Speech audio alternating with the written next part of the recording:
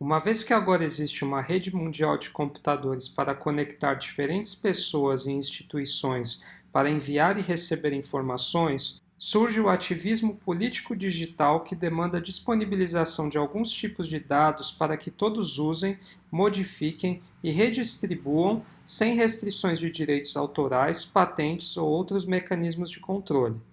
Para esse tipo de dados se dá o nome de dados abertos. Entre as fontes mais demandadas pela sociedade civil para tornarem seus dados abertos estão instituições acadêmicas, de ensino e governamentais.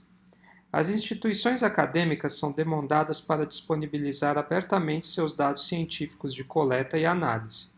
As instituições governamentais são demandadas a abrirem seus dados visando uma maior participação popular para melhorar o controle da democracia e a inovação, melhora e criação de novos serviços públicos.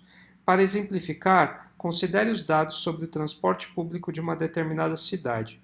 O que o movimento por dados abertos propõe é que este tipo de dados seja integralmente aberto na internet à sociedade civil, a qual usa o serviço público e é a que pode atestar a qualidade deste serviço. Aqui uma mensagem importante para todos vocês que são pós-graduandos, principalmente em instituições públicas. Após anonimizar possíveis informações privadas, disponibilizem os dados de sua pesquisa em formato aberto. Se a sociedade civil se interessar por seus resultados acadêmicos, é direito dela ter acesso a esta informação. Então guardem essa mensagem e lembrem-se disso. Disponibilizem em formato aberto os dados da sua pesquisa. Para entender um pouco melhor de licenças abertas, vocês podem acessar esse site do Creative Commons, onde ele te dá algumas opções, o qual você pode escolher e definir que licença você gostaria de utilizar. Então vamos acessar o site. Aqui ele te faz algumas perguntas que definem o tipo de licença aberta que você pode ter, ou se aquela licença é aberta ou não. Então aqui a primeira pergunta é se você permite adaptações ao seu trabalho para serem compartilhadas. Você pode responder sim. Se você responder não, ele vai te falar, então, que essa não é uma licença, uma Free Culture License, né? uma licença de cultura livre. Ou você pode colocar que sim, que você quer, mas que todo trabalho que modifique o seu, né, todo produto que surja do seu trabalho, ele tem a mesma licença aberta do seu trabalho. Além disso, ele pergunta se você permite uso comercial do seu trabalho. Então, se sim, é uma licença aberta, né? Se não, não é uma licença de cultura livre. E aqui você pode copiar, né? Sempre copiar a licença que ele te deu com base nas suas opções e colar sempre ao final do seu trabalho, né, falando o tipo de licença, para que as pessoas saibam se ela pode compartilhar, usar comercialmente o seu trabalho ou não. Há diferentes formas de prover dados abertos na rede mundial de computadores, alguns com mais qualidade, outros com menos. Com o intuito de fazer uma avaliação, foi criada uma metodologia que classifica um dado aberto de acordo com um sistema de 5 estrelas. Então, um dado aberto ele é considerado com 1 estrela quando os dados eles estão disponíveis na internet com licença aberta para uso, manipulação e redistribuição, mas ele está disponível num formato fechado. Então, vamos supor que eu disponibilizei um dado na internet, eu defini uma licença aberta, mas esse dado está em PDF. Ele impede que eu processe esse dado, por exemplo, numa planilha, que eu copie e cole com facilidade, porque um PDF é um formato fechado. Aí existem os dados 2 estrelas. Esses são os dados que eles estão disponíveis na internet com uma licença aberta e de forma estruturada. Então ele está disponível, por exemplo, numa planilha. Mas o programa que ele usa, o sistema de computador onde ele está estruturado, é um formato proprietário. Então, por exemplo, eu disponibilizo os dados abertos da minha pesquisa, por exemplo, mas esses dados eles estão em Excel. E Excel é um software que as pessoas têm que pagar para ter acesso. Então, nesse caso, meu dado aberto ele recebe 2 estrelas. Daí eu tenho os dados 3 estrelas, que são os dados que estão disponíveis na internet com licença aberta, eles estão estruturados num formato aberto. Então, um formato aberto, por exemplo, de estruturar o dado é o CSV, que é um formato gratuito, aberto, né, público, onde você pode formatar os seus dados nele e você pode ter acesso tanto no Excel quanto no LibreOffice ou em outras ferramentas que são abertas. Nesse caso, o dado ele recebe 3 estrelas. Já ele é um dado 4 estrelas quando ele é um dado disponível na internet estruturado em licença aberta e estruturado numa ontologia. Já por último, os dados 5 estrelas são os dados disponíveis na internet, estruturados numa ontologia com licença aberta e conectadas a outras ontologias. Então aqui eu tenho um exemplo de uma imagem, como eu disse, uma estrela. Os dados eles estão abertos na internet, mas num formato fechado, como PDF. Já 2 estrelas, os dados estão abertos num formato estruturado, que é possível manipular e modificar aqueles dados, mas o formato ele é proprietário, então, por exemplo, o XLS, que é a extensão do Excel. Se eu passo a disponibilizar esse mesmo dado num formato aberto, como o CSV, ele tem 3 estrelas. Agora, se eu não só estruturo esse dado e tenho a licença aberta, mas esse dado está como uma ontologia, ele tem 4 estrelas. Então, vamos supor uma ontologia que vocês venham a definir nessa disciplina. Se vocês colocarem ela na internet e definirem uma licença aberta, vocês vão estar provendo dados abertos de 4 estrelas, que é um dado aberto de bastante qualidade. Agora, se vocês ainda relacionarem a ontologia de vocês, os conceitos e os relacionamentos, com conceitos e relacionamentos de outras ontologias que já estão na internet, aí o dado de vocês tem padrão 5 estrelas. E daqui de toda essa discussão que nós tivemos, da internet, da criação da rede mundial de computadores, dos dados conectados, desse movimento político ativista para os dados abertos, e uma vez que eu tenho desses dados abertos 5 estrelas, são esses dados 5 estrelas que formam a web semântica. Então, basicamente, essa é a definição da web semântica, é o conjunto de ontologias conectadas e disponíveis na internet com uma licença aberta. Aqui tem um projeto bem interessante que é chamado The Linked Open Cloud. É uma fundação o qual eles mapeiam toda a web semântica. Tá? Então vocês podem ter acesso a todas as ontologias, ou pelo menos as principais ontologias que estão abertas na internet. Vou mostrar aqui para vocês.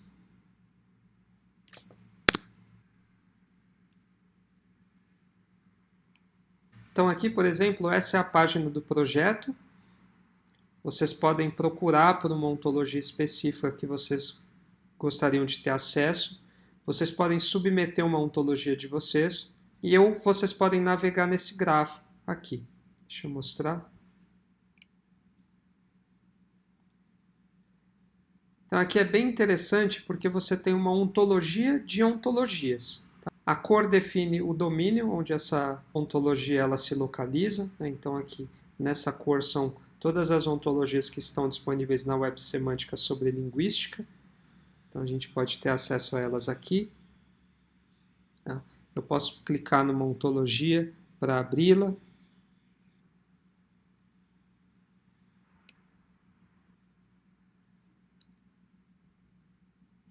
Então aqui, por exemplo, eu tenho uma ontologia em linguística, são as dependências universais, né? Um tree bank em latim. Eles falam quem são os contatos responsáveis por essa ontologia. Vocês podem baixá-la, pode modificá-la, afinal o formato é aberto, pode modificar. Aqui estão as formas às quais vocês podem baixar essa ontologia. Eu vou explicar mais para frente como é que se estrutura uma ontologia para disponibilizá-la na web semântica. Então, sumarizando, a web semântica ela é composta por todos os dados abertos que estão disponíveis na internet de padrão 5 estrelas, ou seja, todas as ontologias, todos os dados que estão estruturados em ontologia e estão conectados a outras ontologias. Bom, aqui eu quero demonstrar a importância do uso de ontologias na internet, começando por um exemplo que demonstra a falta que faz o uso da web semântica. Então, tem essa imagem de uma página do Twitter, que eu fiz no dia 20 de março de 2020. O Twitter tem uma funcionalidade muito interessante, que é computar automaticamente os tópicos mais comentados na plataforma, numa determinada região, num determinado dia. Então, naquele momento no Brasil, no dia 20 de março que eu fiz essa fotografia, um dos tópicos mais comentados era a agência de pesquisa CAPES. E outra funcionalidade é que se você clicar nesse tópico mais comentado, o Twitter ele mostra quais foram os textos, né, ou os twitters que foram feitos naquele determinado momento sobre esse determinado tópico. Então aqui tem dois exemplos. O primeiro diz: saiu aquele prêmio da CAPES e até agora estou arrependido de não ter me inscrito por não saber da época. Então aqui de fato é um texto que fala sobre a agência de pesquisa. Por outro lado, nós temos aqui um texto em inglês que diz: Not all superheroes wear capes. Ou seja, nem todos os super-heróis vestem capas. Aqui no caso, ele não está. O uso da palavra CAPES aqui, ou CAPES, não está se referindo à agência de pesquisa do Brasil, e sim a uma palavra em inglês cuja tradução é capa.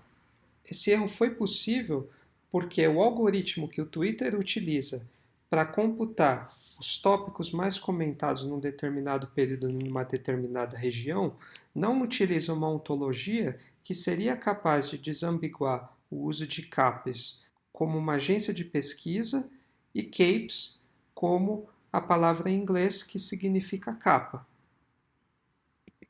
Então, a partir desta imagem fica bem claro, porque na verdade o que o Twitter faz, essa funcionalidade, ele computa os tópicos mais comentados somente olhando para a palavra, ou seja, o dado concedido, oferecido, como nós falamos na primeira aula. Não há uma ontologia por trás que poderia estruturar o uso de CAPES como uma organização e de CAPE como uma roupa, e os dois como entidade. Então, sumarizando, o algoritmo de cálculo dos tópicos mais comentados do Twitter não faz uso de uma ontologia, logo não é capaz de desambiguar a agência CAPES da palavra em inglês CAPES. Já um exemplo que mostra a importância do uso da ontologia é o portal Globo Esporte. Aqui, por exemplo, eu estou acessando uma página sobre o time de futebol Barcelona. Vocês podem ver que toda a informação que foi trazida pelo algoritmo que monta essa página na internet é sobre o Barcelona. Tanto o calendário de jogos, como a classificação do campeonato, como as notícias.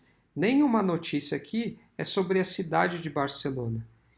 Isso porque esse algoritmo, por trás, ele tem uma ontologia que estrutura tanto a cidade de Barcelona, ou a palavra Barcelona, como uma cidade, assim como o termo Barcelona também como um time. Então, como duas entidades distintas, o qual tem textos, notícias e informações distintas. Então, aqui eu tenho um exemplo de uma possível ontologia estruturada que poderia distinguir o time da cidade de Barcelona. Aqui eu tenho outro exemplo interessante do uso da web semântica. O primeiro-ministro do Reino Unido na época, Gordon Brown, ele convidou o Tim Berners-Lee, juntamente com um outro professor, o professor Nigel, para criar uma ontologia para estruturar todos os dados do governo do Reino Unido. Alguns dos dados disponíveis estruturados numa ontologia que vocês podem encontrar lá, por exemplo, é o preço pago em cada registro de venda de terra na Inglaterra e no País de Gales, assim como vocês também podem ver uma ontologia que estrutura dados dos profissionais que trabalham nas organizações governamentais britânicas. E no caso, essa ontologia ela é utilizada para verificar acúmulo de cargos públicos e horas de trabalho semanais de cada profissional. Então aqui, por exemplo, nós podemos ter acesso aos dados abertos e estruturados em ontologia na web semântica sobre o governo do Reino Unido. Há dados sobre crime, sobre negócios, sobre meio ambiente. Então vocês podem visitar essa página e ver os diferentes tipos de dados e ontologias sobre os dados governamentais do Reino Unido. Nós também temos um portal brasileiro de dados abertos, que consiste em quase 8.000 conjuntos de dados, com aproximadamente 40 mil recursos. Lá, alguns dados disponíveis que vocês vão encontrar, por exemplo, é o Cadastro Nacional dos Estabelecimentos de Saúde no país, taxas de juros de operações de crédito por instituição financeira, o orçamento federal e assim por diante. Lá também vocês vão encontrar dados abertos no padrão de 3 estrelas, ou seja, os dados governamentais, que eles estão abertos com uma licença aberta, eles estão estruturados num formato aberto, mas não estão estruturados numa ontologia e nem fazem conexão com outras ontologias. Então esse é o portal brasileiro de dados abertos, tá? Aqui vocês podem fazer busca e encontrar diferentes informações governamentais ou dos serviços públicos brasileiros. Então agora eu quero passar 2 exercícios para vocês, ok? Eu vou pedir para que vocês escolham 5 conjuntos de dados abertos nacionais da sua preferência, pode ser na esfera federal, estadual ou municipal, e eu quero que você avalie a qualidade desses dados de acordo com o sistema de 5 estrelas que foi mostrado anteriormente. Então, sugestões de fontes de dados abertos governamentais nacionais, vocês podem ver no portal de dados abertos que eu mostrei anteriormente. Há os dados abertos do IBGE também, que é o Instituto Brasileiro de Geografia e Estatística. Aqui tem o DataSUS, que é a parte toda de tecnologia da informação do nosso Sistema Único de Saúde Público. Então lá eles também provêem informações sobre saúde. Tem o INEP, que é o Instituto Nacional de Estudos e Pesquisas Educacionais. Então ele provê informação governamental na esfera da educação. E tem também o INPE, que é o Instituto Nacional de Pesquisas Espaciais, que provê dados abertos a respeito do deflorestamento na Amazônia. E na questão estadual ou municipal, vocês podem buscar pelo site do governo do estado, de algum estado do país ou de alguma prefeitura, pode ser da cidade onde vocês nasceram. Procurem por dados abertos nesses portais, tá? E aqui algo que é opcional, eu gostaria de saber se houve algum dado que vocês dariam nota 0, ou seja, um dado que não está disponibilizado na internet, ou que está disponibilizado na internet, mas não com uma licença aberta, o qual permite que vocês reutilizem, compartilhem e modifiquem. O segundo exercício, eu vou pedir para que vocês acessem a plataforma The Linked Open Cloud, que eu mostrei anteriormente. Eu quero que vocês explorem as ontologias que estão disponibilizadas lá. Eu quero que vocês escolham 3 que lhe agradaram e eu quero que vocês escrevam um pequeno texto para apresentar essas ontologias para os seus colegas. Esse texto eu quero que vocês disponibilizem na tarefa de atividades, que vai estar disponibilizada no Google Sala de Aula. Então, só para sumarizar os tópicos que foram apresentados nessa aula. Foi apresentada a arquitetura da internet, com suas 4 camadas essenciais. Foi apresentada a arquitetura e a história de como surgiu a rede mundial de computadores. Além disso, nós falamos sobre dados abertos. E a partir dos dados abertos foi introduzida o que é a web semântica.